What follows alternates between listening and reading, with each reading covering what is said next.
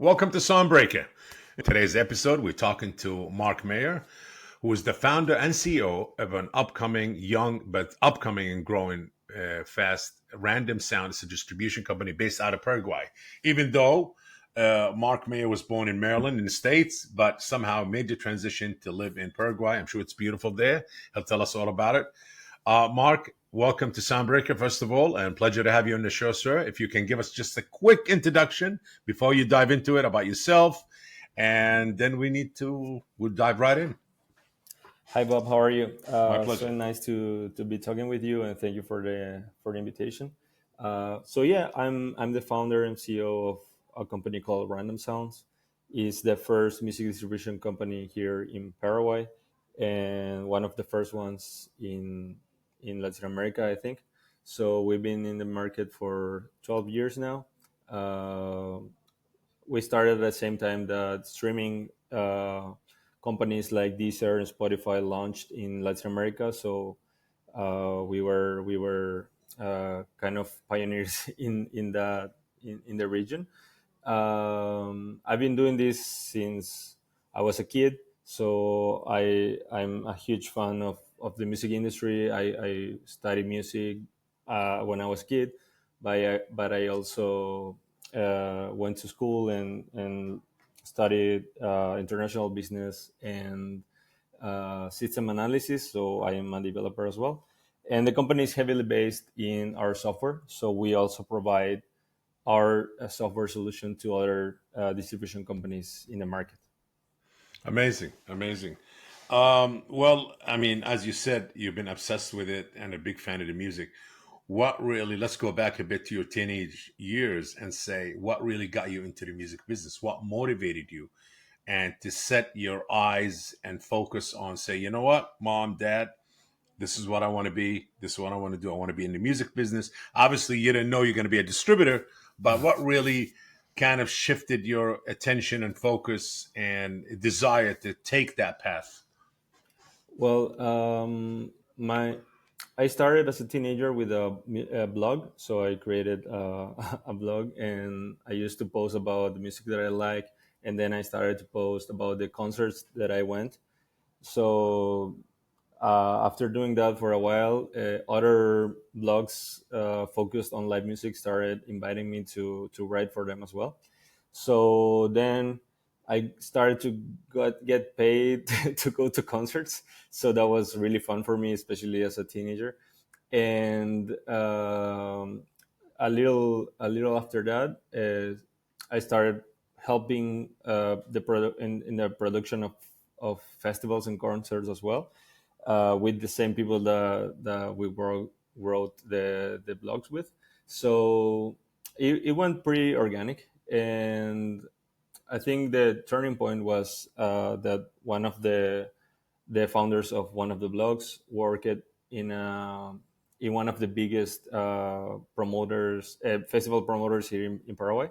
So he invited me to do like an internship there, and my first concert was a show of Evanescence, and it was like really big, and and I couldn't believe that I was backstage working on a concert of that size. And then and during the same year I worked with Kiss, Garbage, other bands that I liked, and it just started from there. I started in the music business in the live in the live sector, I'd say, and that's where I started to learn more about the business and started to getting to know the artists, the little more emerging ones, the established ones as well. And luckily, I had great bosses when I was starting out, so they taught me a lot about what the record labels were, what a manager does, how everyone gets paid. And but I what I couldn't figure out was what distribution was at that time. I didn't have an idea that that even existed. Are you still involved in the live performances concert sector or no? In a different role, yeah, because additionally of the distribution company, I also run a small record label here. So I do the booking for my small roster. So now I'm like in the live shows, but more of representing the artist, uh, compared to when I started, that I was working with the promoters. Cool. Very nice. Very interesting. Great. So fast forward. What got you? I said, I guess your curiosity. You always were curious how the distribution work, and maybe is that what led you to start Random Sounds? Yeah, a little bit. It actually started with the problem because when I was 18, I went to Pennsylvania to study in a school called Lehigh University. I did a course in international entrepreneurship and business. So at that time, I remember I had a lot of international fellow students there, and I wanted to show them music from Paraguay, and everyone was already using Spotify at that time, but there was no music from Paraguay in the catalog of Spotify at the time. So fast forward a couple of months later, I mentioned I had the blog, so one of the PR people of Spotify invited me to the launch party of Spotify here in Paraguay, and I told the lady that messaged me, and I said, "Y- how are you promoting Spotify in Paraguay if there's no Paraguayan music here?" So, so she put me in contact with someone from the team, from the content operations team, and that person sent me like a full guide on how to get uh, a distribution company running and connected with the DSP. And at that time, I didn't know anything about that. So I didn't know anything about DDEX or content operations, what a DSP, what were the differences and stuff like that. So I started to read a lot and learn a lot.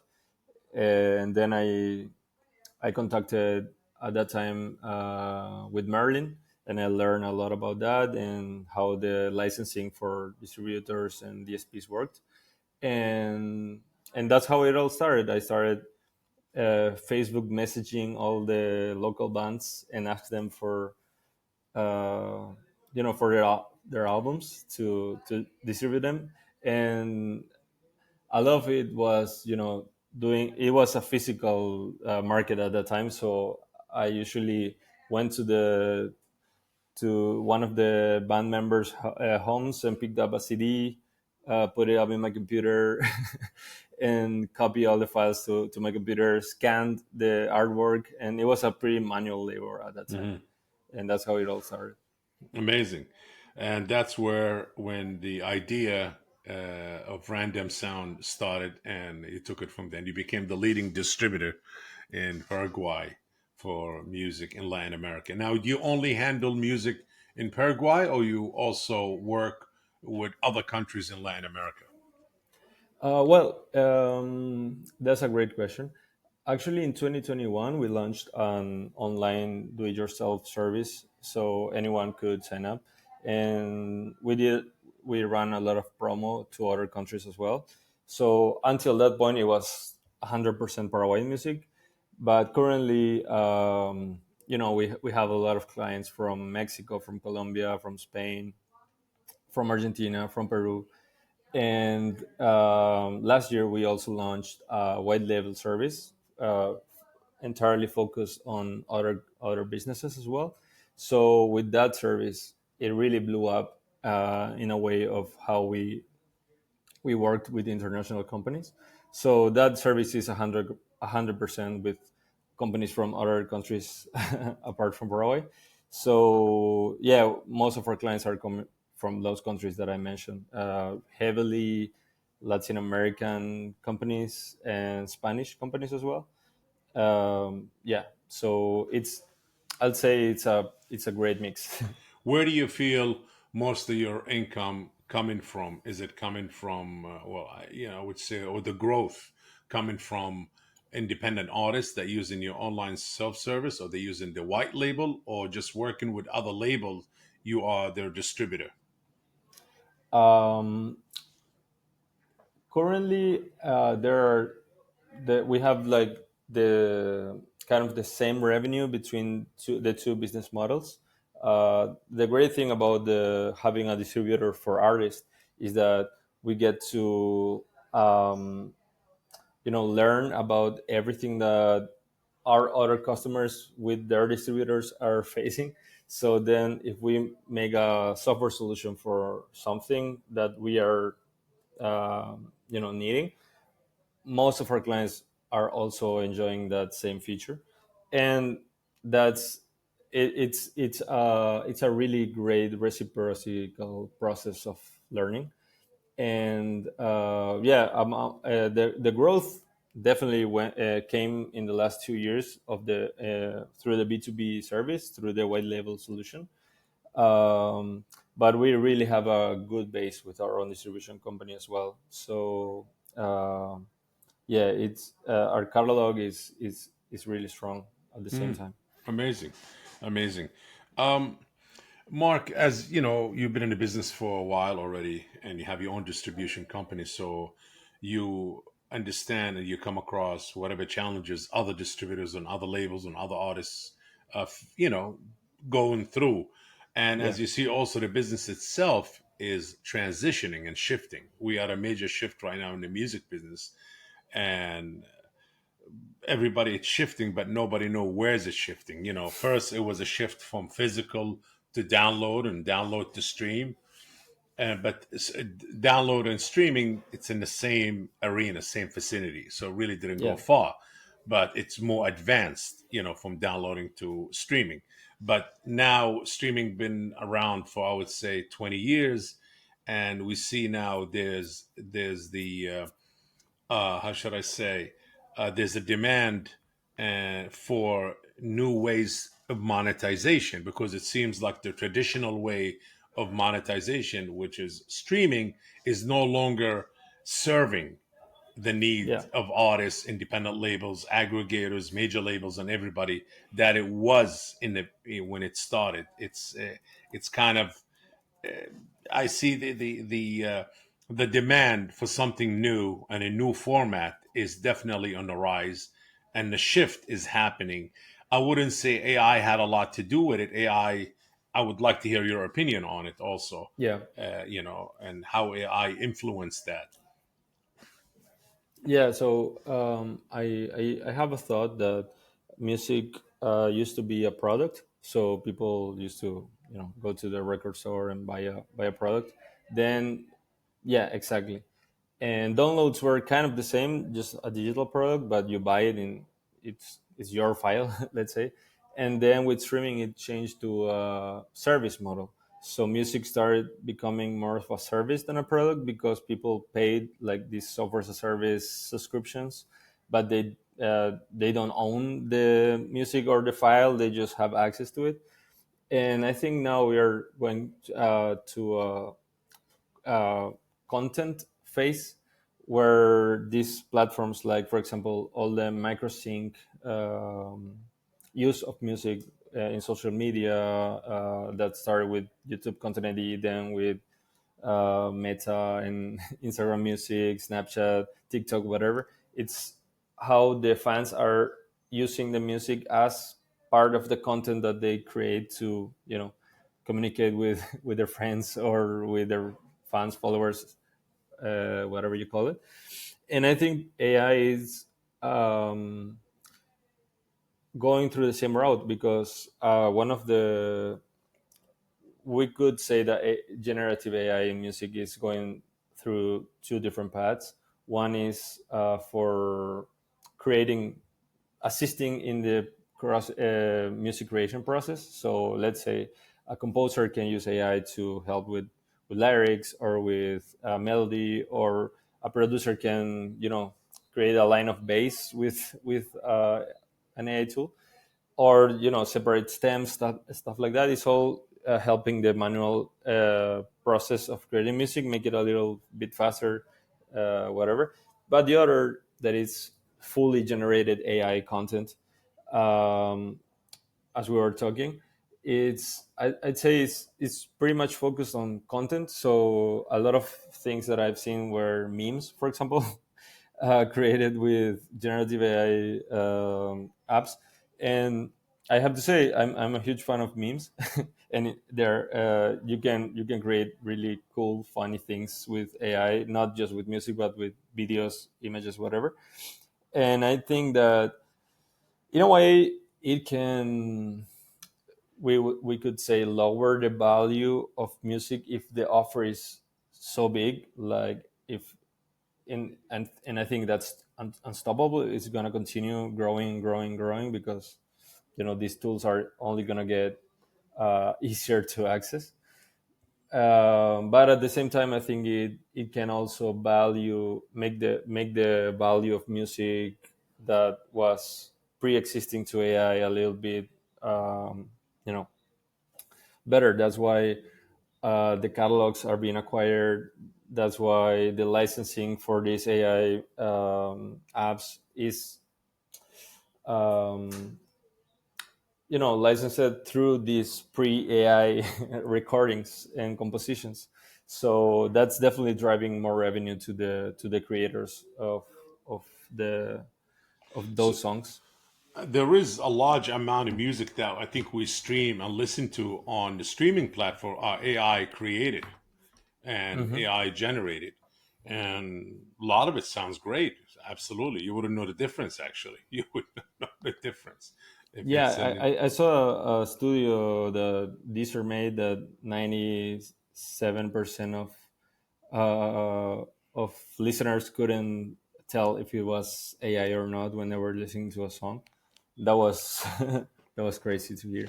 Yeah. Well, I mean, in the end of the day, what's music? Music is to entertain you, to make you feel good, to bring a different feel and bring different vibe to whatever environment you're in.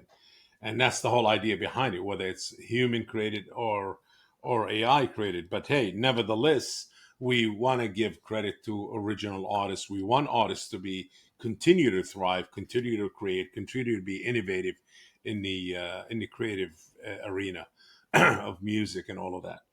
Yeah. And obviously, as you see now, a lot of the some of the biggest AI generative AI platforms made deals already with the major labels. So they find instead of ways to monetize and to help and to assist, which is great. That's the whole idea, because as I said, the business is looking for new ways to monetize on. But still, this is more on the creative side and to generate music or to create. But what do you think the future of monetization going to go? You know, I mean, would you say a streaming platform be forever?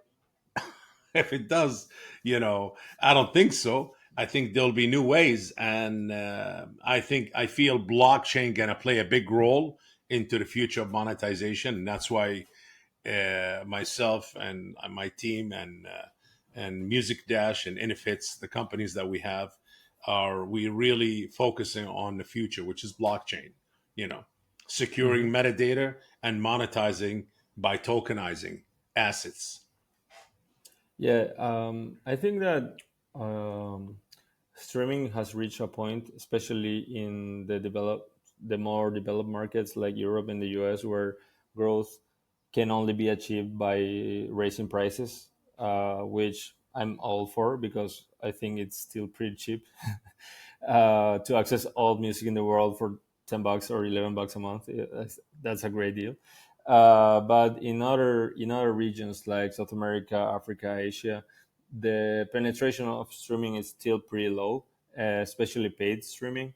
So we are still seeing a lot of growth in these territories, on the CPM and the value of what the customers are gonna pay for streaming. Same as happened with video streaming like Netflix, YouTube, etc. So that's only gonna continue growing, I think, for at least 10 more years in this region. But at the same time, yeah, yeah, exactly. And as you said, there's definitely the industry need to continue monetizing in our ways.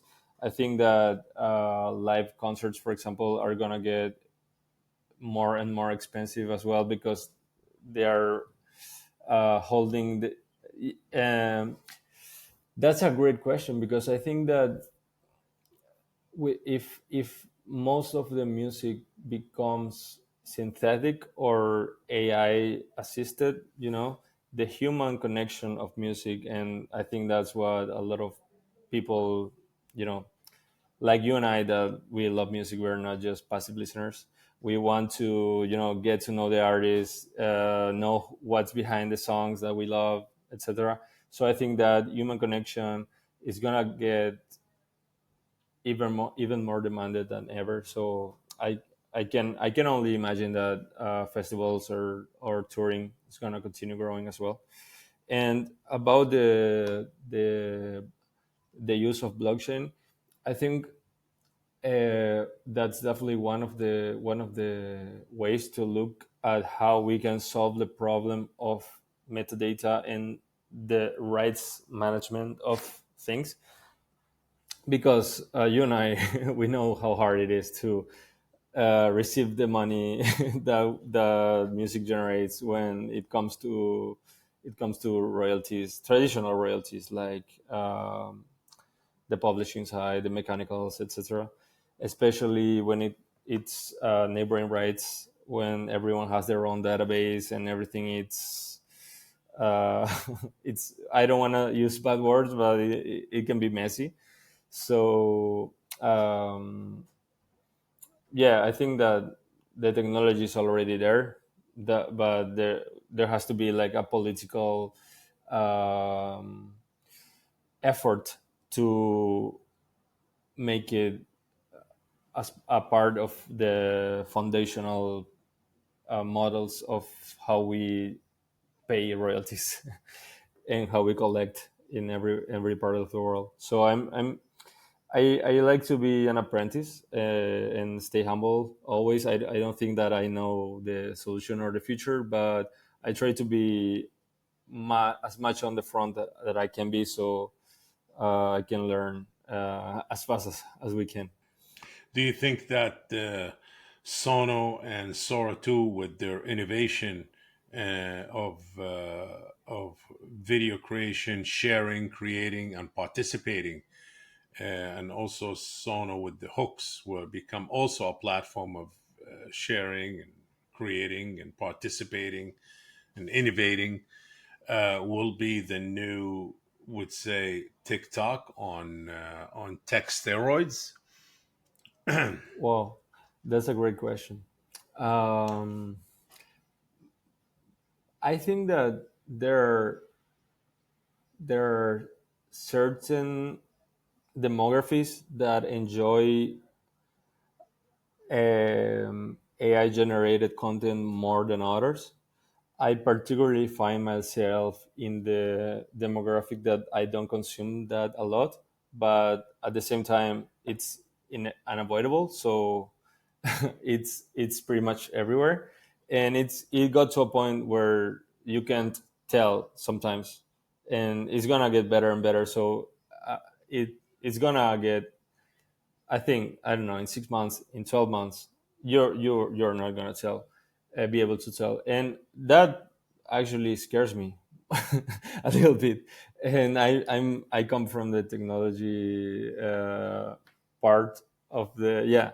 So I studied technology, and I'm an enthusiast. I have a startup, so um, and I have a lot of mixed feelings because the technology is great, but at the same time I can't avoid to feel a little, a little, you know, confused of how this is all gonna end up for for everyone. Not just in the music industry, but In everything else, society, yes, absolutely. society in general. I mean, in movies, scoring films, and for commercials, for anything, for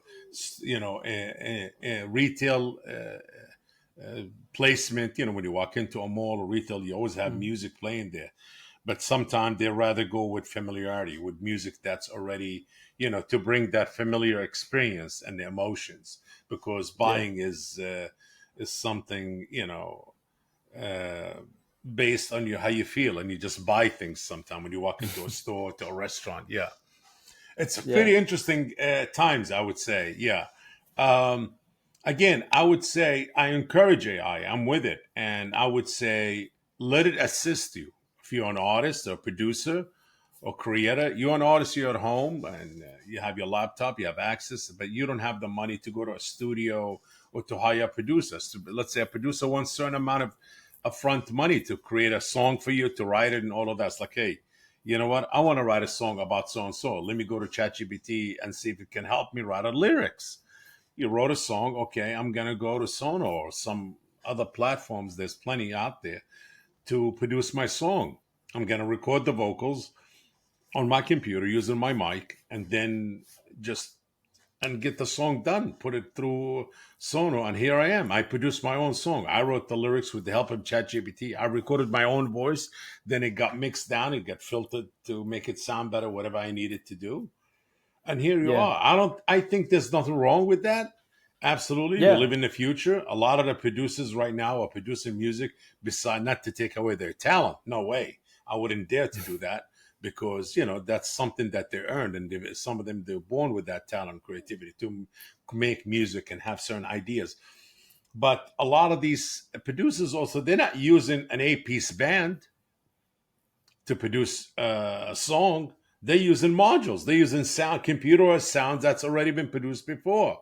Sure, they have the idea and the knowledge and the experience how to put sounds together, certain keys, certain drum beats, certain drum sound to make a full song. Absolutely. Now, if you could do that process faster and help you as a producer or as an artist to create something, or reach your creativity point much faster, why not? Why not?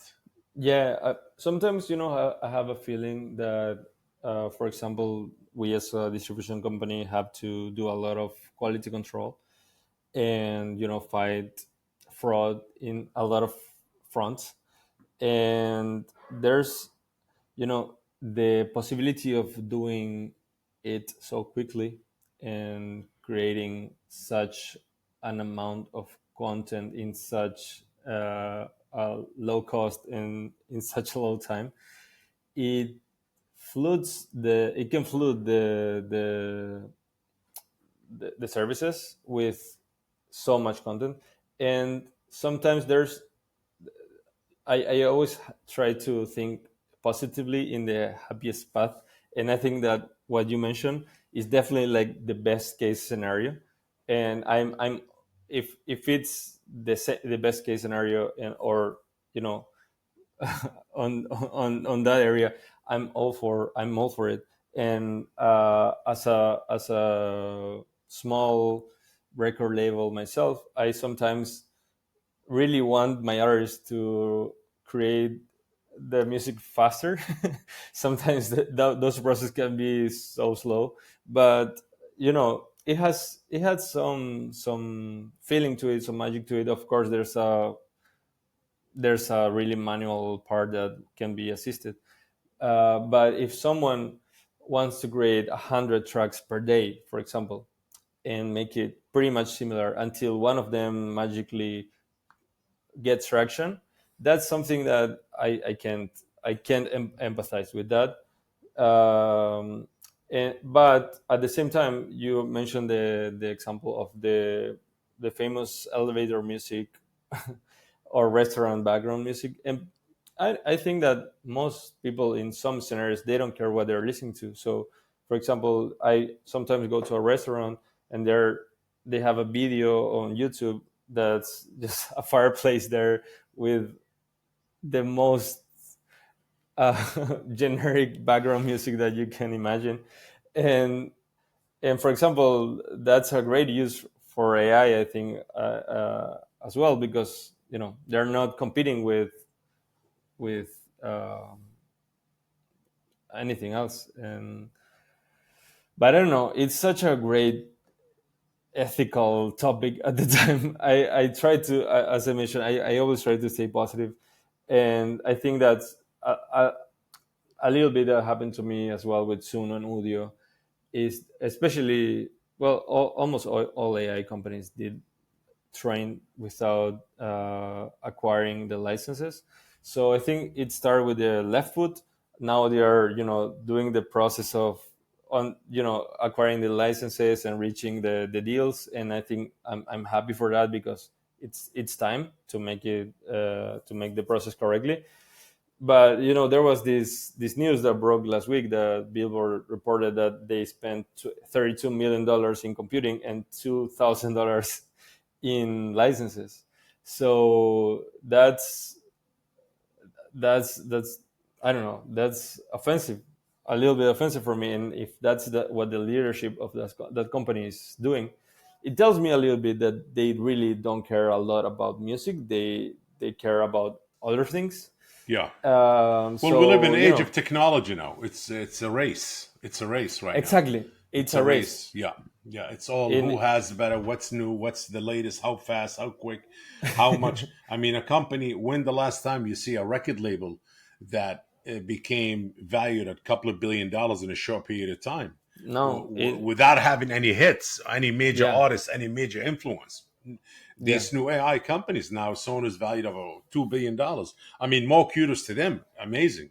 You know, technology, it takes a lot of brain, a lot of studying, a lot of time, dedication to build and to reach such uh, precision and speed is yeah, beyond, absolutely beyond. You know, yeah. something It's is the unavoidable. Like everybody exactly. didn't like streaming platforms back in the day. They were the evil ones. Yeah, Like, hey, what are they killing the artists? They're against the artists. Same process. I Yeah. remember that time. Yes. I Everybody was against it. really young, but I And was all for streaming at that time, because it's free. and You it get it changed for a lot. free. Yes, you get it. It's like a lot of kids find ways to stream for free, Yeah, but a lot of exactly. independent companies who are very passionate and distributors, they hate it because they put them out of business because they no I longer could make money because what you made on a vinyl or on a CD is just one sale is we talking about thousands of streams, Yeah, and I think and that's still part of the equation. yes, Luckily, there are more people buying record physical things again to help these independent artists and record labels. That's great, but at the same time, as you mentioned, technology can't be stopped. So at least we have to find the most ethical or um, cohesive way to do it. So I don't know, coming, living here in South America and growing with learning about extractivism and how some I I don't want to talk too much about politics, but I think it's sometimes it's unavoidable to think about how some just so little amount of people can, as you mentioned, a $2 billion valuation, but they didn't buy any licenses. So I think that's really unfair, and it's amazing from a capitalist point of view, especially if you are an investor or you work in the company, or if you are uh, receiving a possibility of generating more income thanks to that. But at the same time, if you get all the music in the world for free to get to that, I don't know. it's I it's know. a little bit. Yes, yes, I get what you're saying. Yes, absolutely. Um, I mean, listen, we are, how should I say, we're advancing. Things are changing. Technology cannot be stopped. And we're just going to have to adapt and find ways to monetize and to uh, how should I say, to also empower our artists and to Definitely. keep the hope because, the creators are the music business, are the hope for the future, the artists, the DJs, the writers, the producers, the artists, all of these guys, singers, all of them together, they are really, we need to keep restoring that hope and elevate their Their how shall I potential. say, yes, elevate their potential, elevate their vision, elevate their their their desire to be an artist, that it's there, so it's not like taken away and it's by AI or by just going to be replaced. No, no, keep creating, use AI, but keep your identity there. Exactly. Maintain the integrity of music by artists being involved, being part of it. Whether they're the singers or the writers, or they got something from AI and they made some changes to it to make it theirs, to make it, it helped them.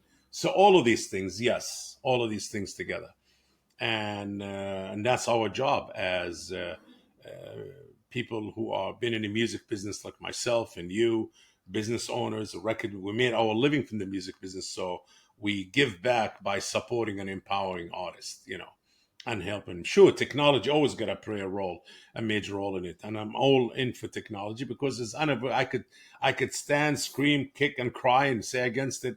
It's not gonna help. What do you do Yeah. is adapt and make it yours, and work with it. Yeah, I Um, think I'm totally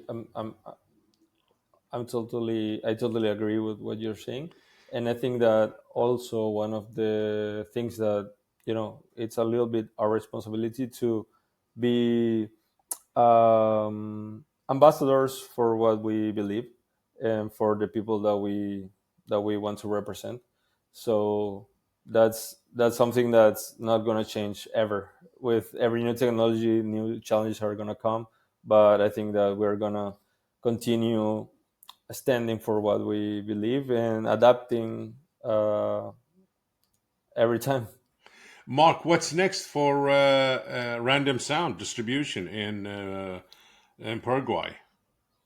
So mostly we are investing more and more on our technology for other distributors. So in Latin America, particularly, there's still a big market to address.